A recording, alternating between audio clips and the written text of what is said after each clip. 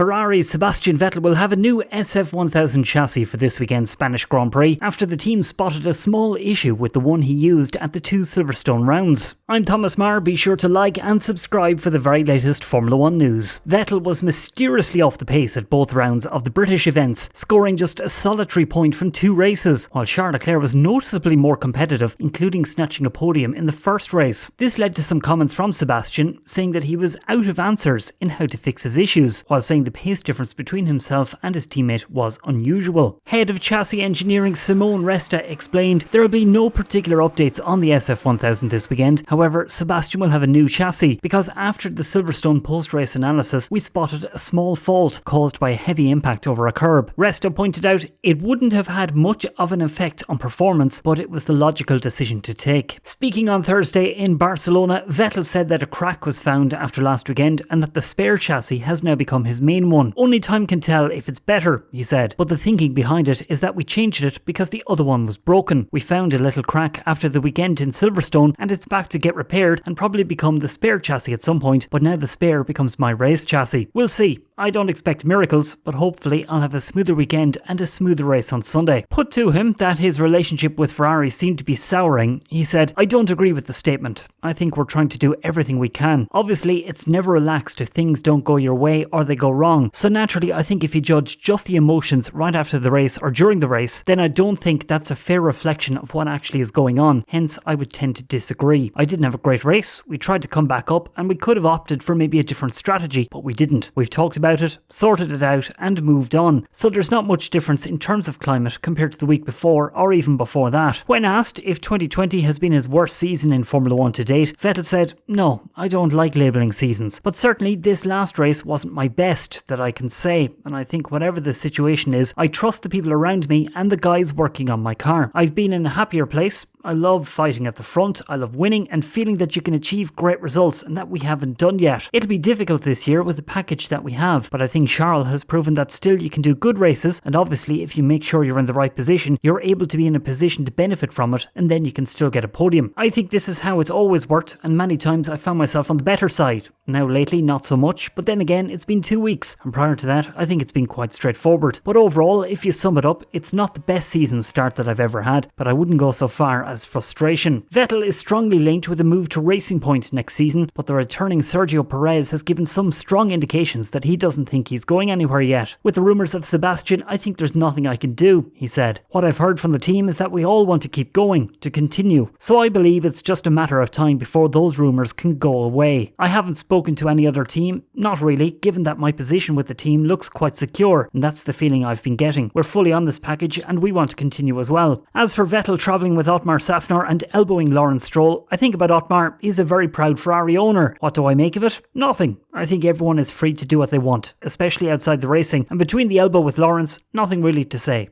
I don't make anything of it. That's it from me for the moment. Don't forget to like and subscribe and follow me on Twitter at Thomas Marr on F1.